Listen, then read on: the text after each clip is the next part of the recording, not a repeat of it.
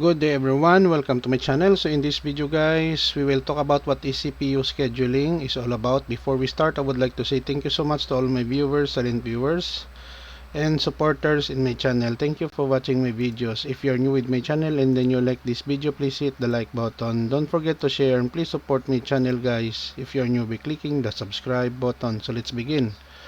What is CPU scheduling? CPU scheduling is the process of allocating a CPU processor to a process and holding other processes in a queue if there is an availability of input-output resources or any other resource.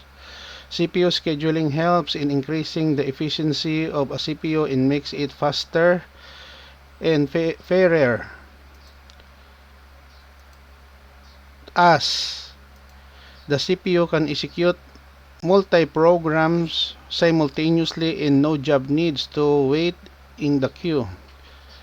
Okay guys, so this is the end of my report on what is CPU scheduling is all about. It's a very important process no in any operating system that should be followed no or how to process the different tasks that is being provided.